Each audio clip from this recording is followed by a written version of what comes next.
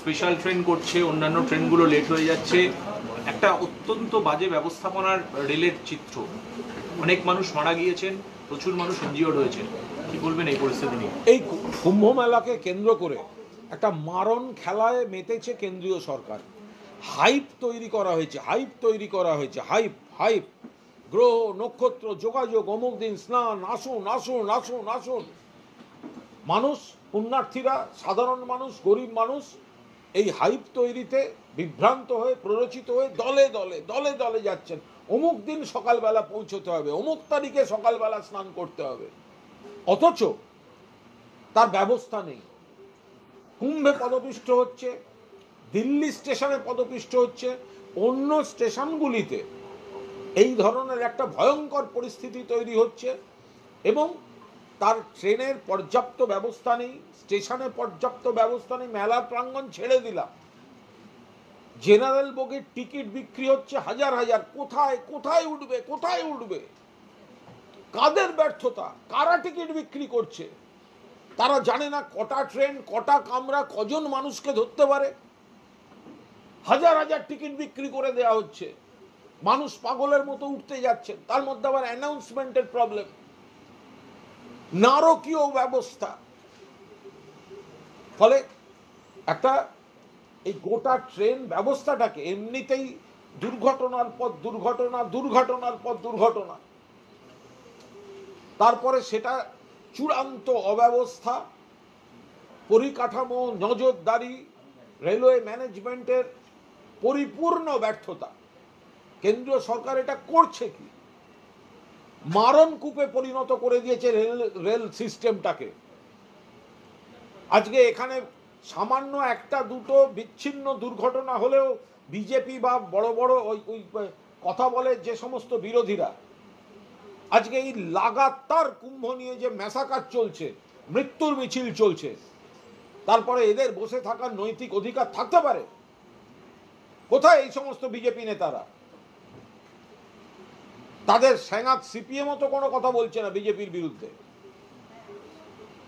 Rail চূড়ান্ত ব্যর্থ, গাফিলতির পর গাফিলতি, পরিকল্পনাহীনভাবে মানুষকে উত্তেজিত করে, ধর্মের নামে মানুষকে পুণ্যের লোভ দেখিয়ে, মানুষকে প্ররোচিত করে, উত্তেজিত করে, একই সময় একই মুহূর্তে বিপুল সংখ্যক মানুষকে সেই জায়গায় যাওয়ার আমন্ত্রণ জানিয়ে তার একটা হাইপ তৈরি করে, তারপরে তার ব্যবস্থা না রাখা, কাঠামো না রাখা, ট্রেন না রাখা, স্টেশনের ব্যবস্থা না রাখা, কুম্ভ মেলায় পরিকাঠামো না রাখা, যাতায়াতের ব্যবস্থা না রাখা, এই ভয়ঙ্কর ঘটনাগুলো ঘটছে। আসানসোলেও বিরাট ঘটনা ঘটতে পারত, বহু জায়গায়। আসানসোলে কাল যে ঘটনা ঘটতে পারত, মানে সৌভাগ্যক্রমে কোনো সেই ধরনের খারাপ ঘটনা ঘটেনি। কিন্তু এই কেন্দ্রীয় সরকার, এই উত্তরপ্রদেশ সরকার যেভাবে এই কুম্ভকে নিয়ে হাইপ তৈরি করছে, অমুক তারিখে অমুক দিন সকলকে আসতে হবে, ওটাই হচ্ছে পুণ্য, ওটাই হচ্ছে পুণ্য স্নান করতে হবে। কিন্তু যে পরিমাণে মানুষকে তারা আহ্বান করছে, যে পরিমাণ মানুষকে তারা প্ররোচিত করছে, তার পরিকাঠামো রাখছে না। ফলে বিভিন্ন জায়গায়, আসানসোল বা অন্য জায়গায় ট্রেন ধরতে পাগলের মতো মানুষ সেই জায়গায় যাচ্ছেন। তার ফলে অন্য ট্রেনগুলো, তাদের যে সাধারণ যাত্রীরা, অন্য ট্রেনের যাত্রীরা, এই গোটা সিস্টেমটা একটা ম্যাসাকারে পরিণত হচ্ছে।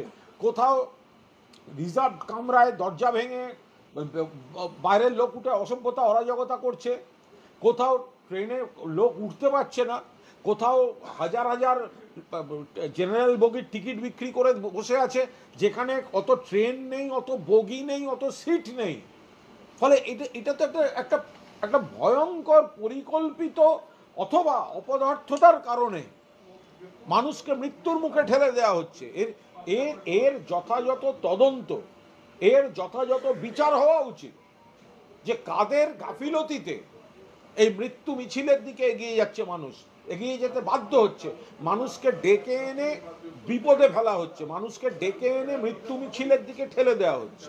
দিল্লির ওই দিনের ঘটনা কোথাও কি ধামাচাপা দেওয়ার চেষ্টা? কারণ প্রথম যখন আগুন লেগেছিল, মানে কতদিন প্রাণহানি হয়েছিল, এটা মুখ্যমন্ত্রী দেখুন, একটা অভিযোগ বারবার আসছে যে দিল্লি স্ট্যাম্পেড হওয়ার ঘটনার, দিল্লি স্টেশনের ঘটনা ধামাচাপা দেওয়ার ব্যাপক চেষ্টা হচ্ছে।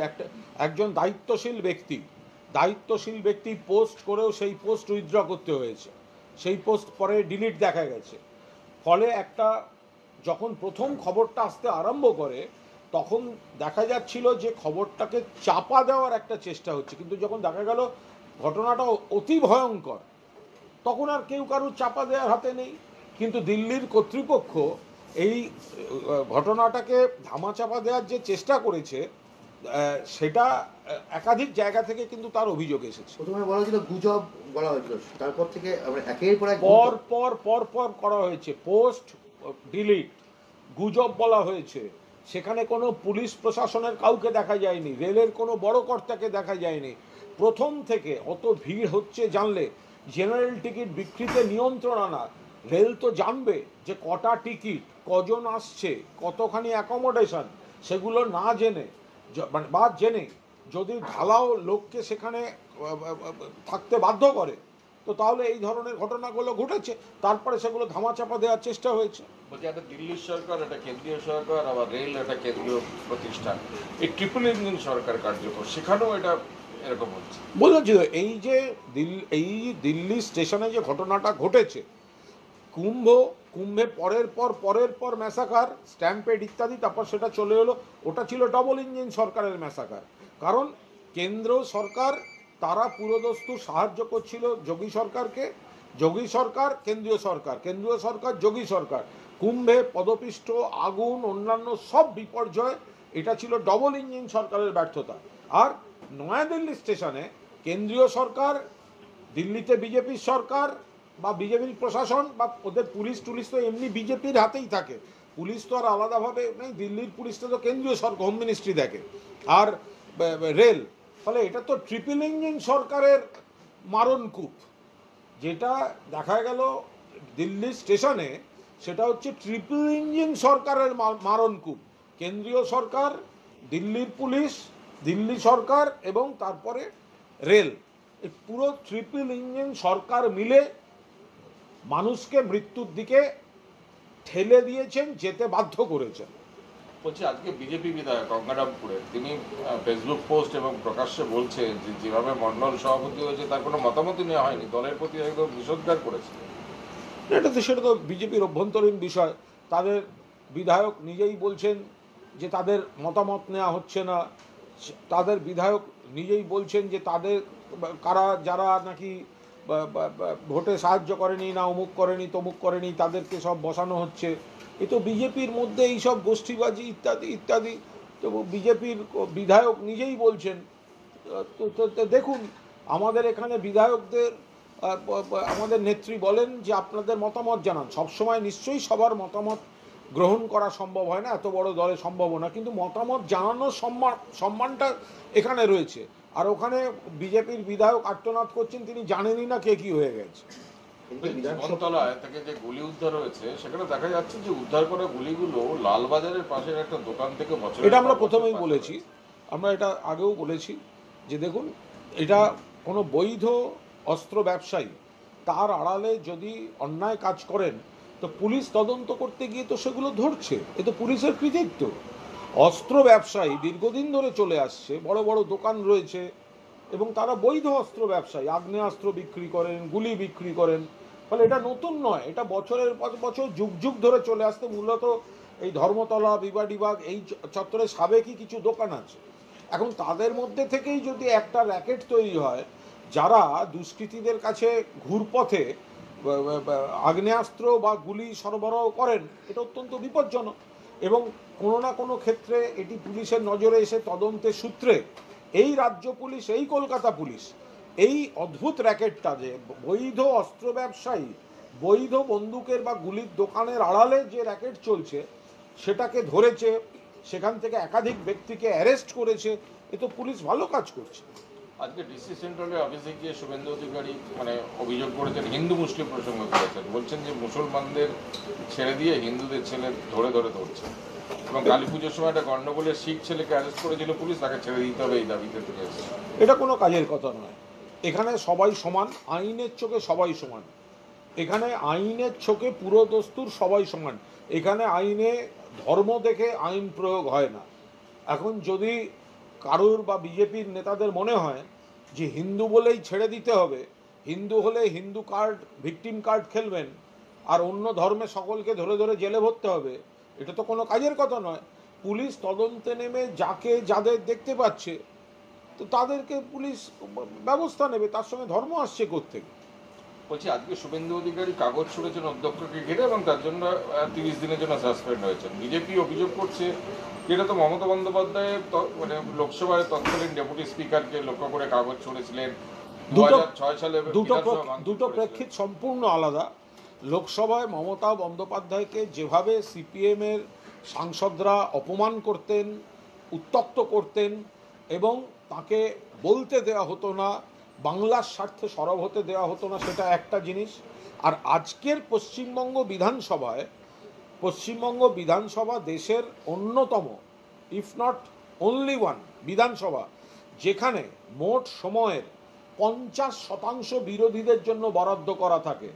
50%, অর্থাৎ 50% কথা যদি সময় বলতে পারেন শাসক দল, তাহলে 50% সময় কথা বলার অধিকার থাকে বিরোধী দলের। এখন তারা যদি, তাদের বলার কিছু নেই, তারা যদি বলতে নাচে, গণ্ডগোল করা, বিশৃঙ্খলা করা, সস্তা প্রচারের দিকে নজর দেয়া, এই দিকে চলে যান, তাহলে স্পিকার সাহেবকে কিছু না কিছু ব্যবস্থা নিতে হয়। এবং বিধানসভা ভাঙচুরের কথা বলছেন মমতা বন্দ্যোপাধ্যায়ের উপর। মমতা বন্দ্যোপাধ্যায়কে যেদিন এটা, আচ্ছা তাহলে যদি তাই হয়ে থাকে, তো সেই সময় তো তিনি তো তখন তৃণমূল কংগ্রেসে প্রতিবাদ করেননি কেন?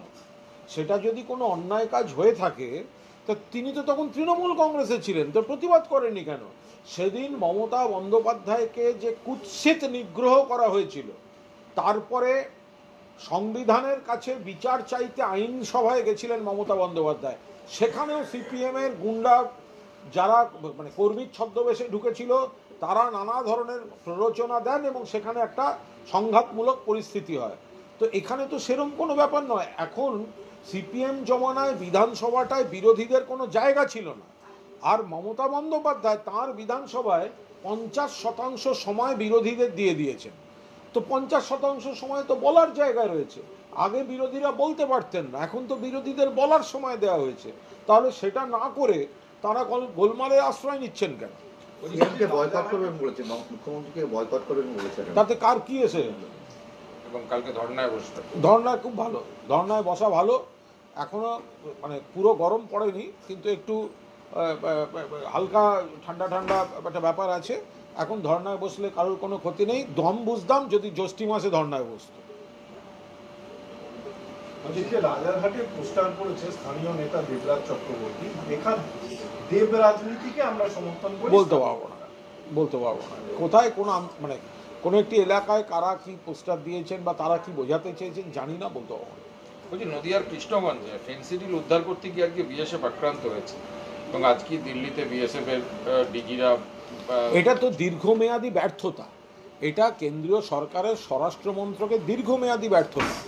এই বাংলাদেশ সীমান্তটায় কখনো বাংলা, কখনো ত্রিপুরা, মানে যেদিকেই হোক, এইটা যে যথাযথভাবে নিরাপত্তার ব্যবস্থা হয়নি, নজরদারির ব্যবস্থা হয়নি, সেই সুযোগেই অসাধু চক্র কাজ করে, ওপাশ থেকে অশুভ শক্তি ঢোকে।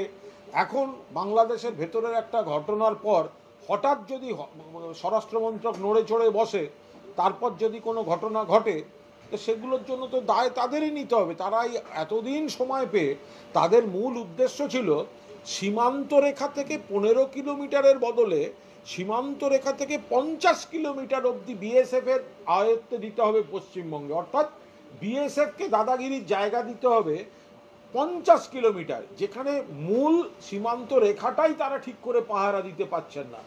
তো ফলে এগুলো এখন যেগুলো সব ঘটনা, এগুলো তো তাদের এই দীর্ঘদিন তাদের এইভাবে ফাঁকা রেখে দেয়া, ছাড় দিয়ে দেয়া, ওপাশ থেকে লোক ঢুকতে দেয়া, সেইগুলোর পরিণতিতেই আজকে এই সব ঝামেলাগুলো তাদের পোহাতে হচ্ছে। ঠিক আছে, ওকে, থ্যাংক ইউ।